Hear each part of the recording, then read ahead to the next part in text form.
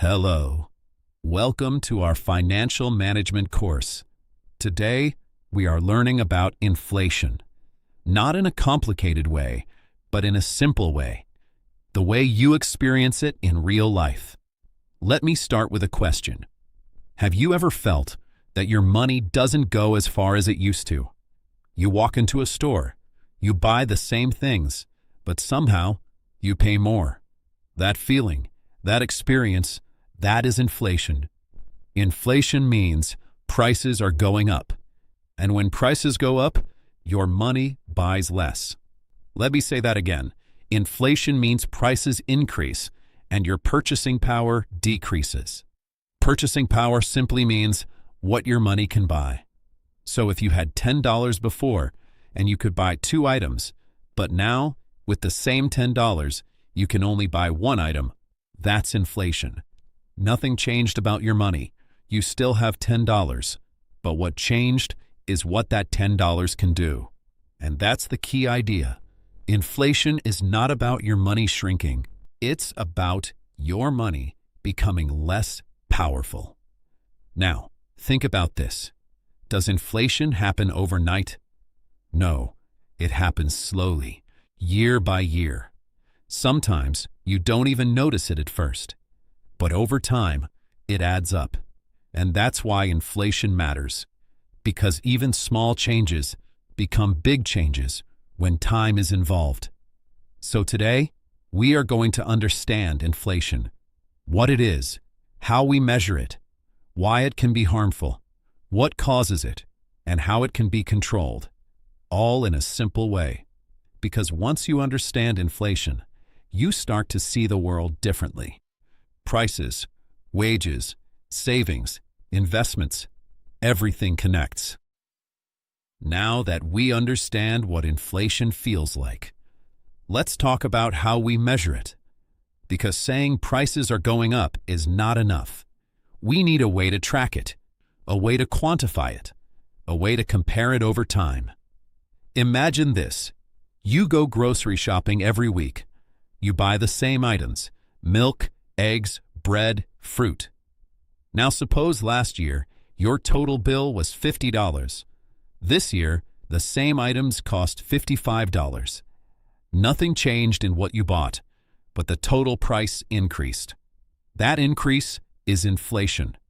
Now let's put a number on it. The price went from $50 to $55. That's an increase of $5.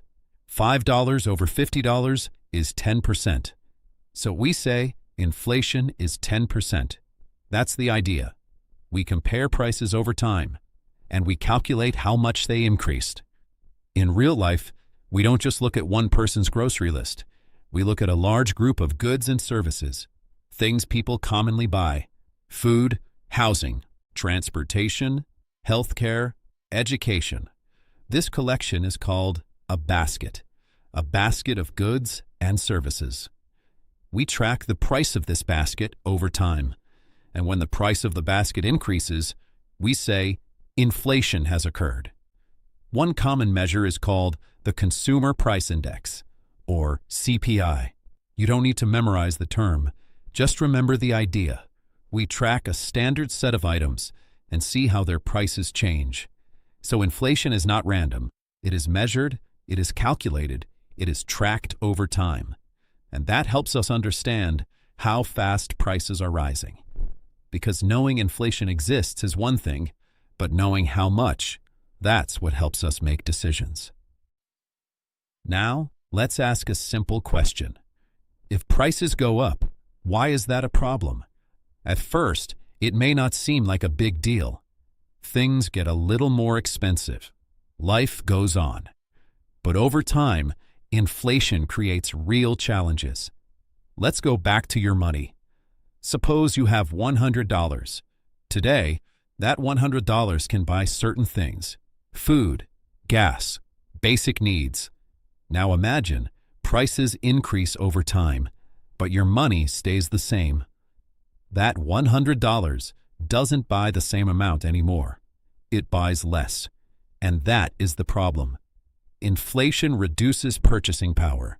Your money becomes less valuable. in terms of what it can buy. Now think about savings.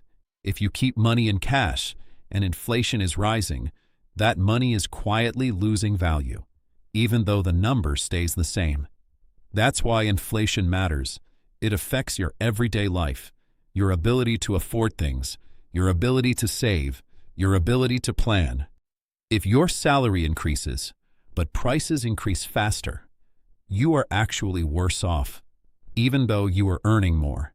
That's a powerful idea, because inflation can hide behind numbers. You might feel like you are progressing, but in reality, you are losing ground. Another issue is uncertainty. When inflation is unpredictable, it becomes harder to plan. Businesses struggle to set prices. Individuals struggle to budget. Long-term decisions become harder, and that creates instability. So inflation is not just about higher prices. It's about reduced purchasing power. It's about uncertainty, and it's about how your financial life becomes harder to manage. That's why we care about inflation, not because prices move, but because of what that movement does to your life. Now let's ask another important question. Why do prices go up in the first place? What causes inflation? There isn't just one reason. There are a few common causes. Let's start with demand.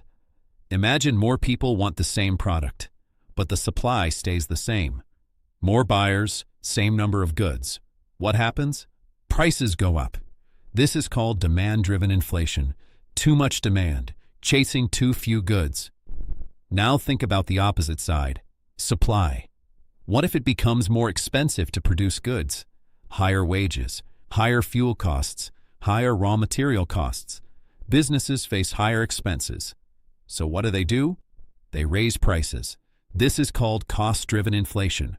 Costs go up, so prices go up. Now let's think bigger, the economy as a whole. Sometimes there is more money in the system, more spending, more borrowing, more overall demand. When too much money is chasing goods and services, prices increase. Another factor is expectations. If people expect prices to rise, they behave differently. Workers ask for higher wages. Businesses raise prices early. And that expectation can actually create inflation. So inflation is not random. It comes from pressure. Pressure from demand. Pressure from costs. Pressure from the overall economy. And once that pressure builds, prices start to move. Now let's bring this closer to your life.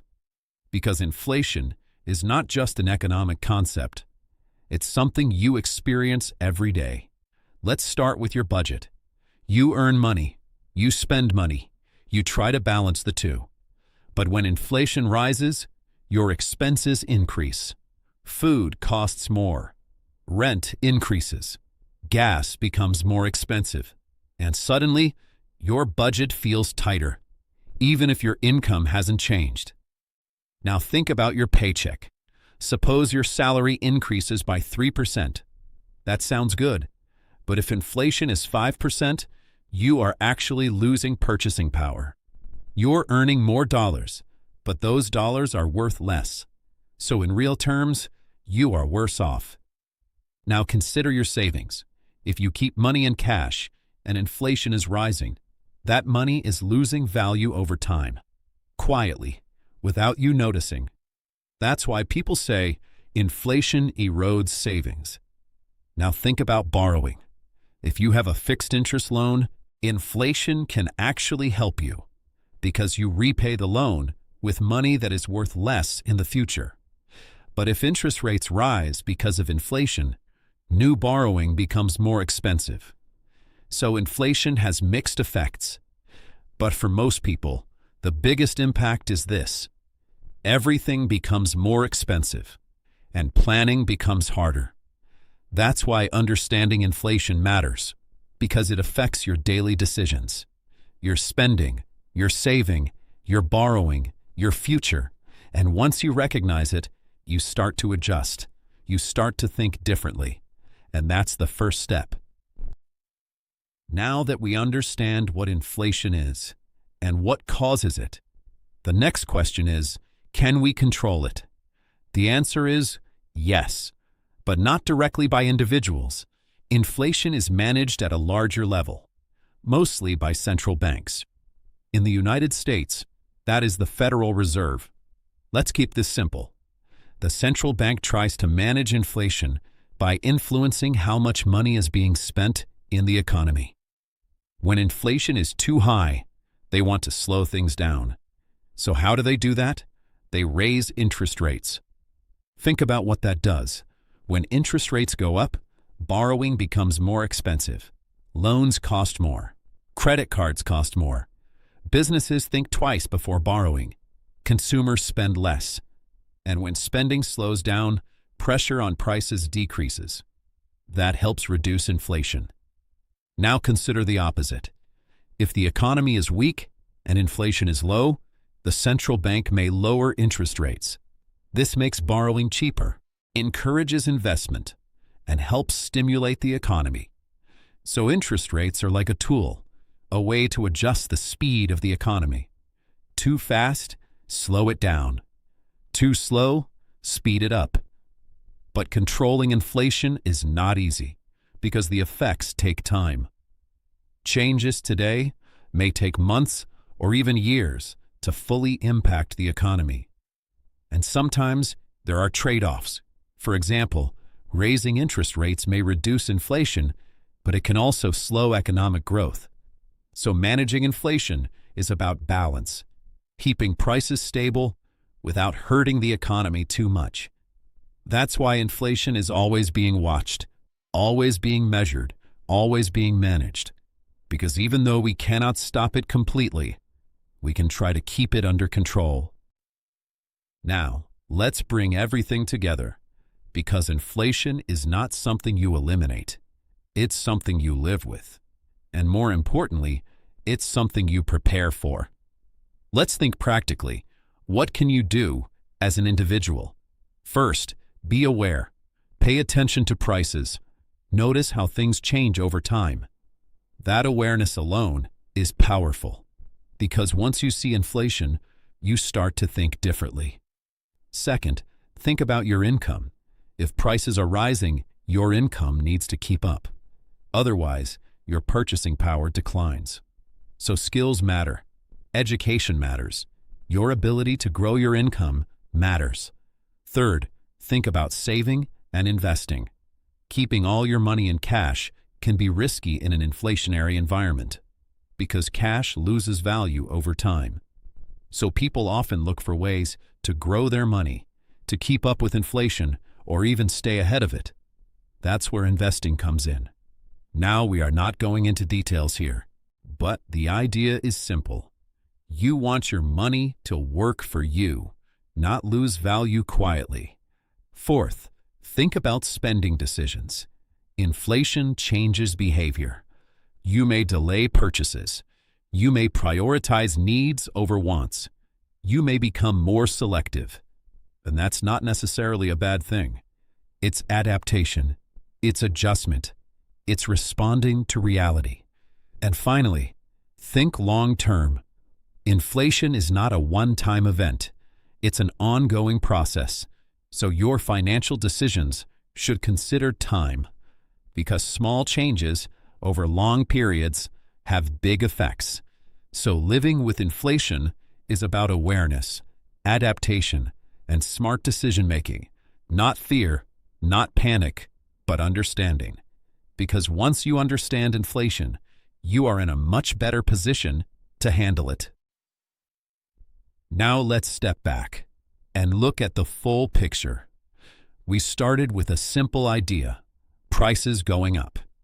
But now you know, it's much more than that. Inflation is about purchasing power, what your money can actually do. We talked about how we measure it, by tracking prices over time, across the things people buy every day. We talked about why it matters, because it quietly reduces the value of your money, especially if your income does not keep up. We talked about what causes it: demand, costs, economic pressure, and expectations, all pushing prices upward. We talked about how it affects your life, your budget, your savings, your future decisions. We talked about how it is managed, through interest rates, through policy, through careful balance. And finally, we talked about how you live with it, by being aware, by adapting, by making informed choices. Now here is the most important idea. Inflation is always present. It may be low, it may be high, but it is always there. And because of that, it should always be part of your thinking. When you earn money, when you spend money, when you save money, when you invest money. Because financial decisions do not happen in isolation. They happen in an environment. And inflation is part of that environment. So from now on, when you see prices change, you will not just notice it. You will understand it. You will ask why. You will think ahead. And that is the goal. Not just knowledge, but understanding. Thank you for being part of this lesson. I hope this story helped you see inflation in a simple and practical way.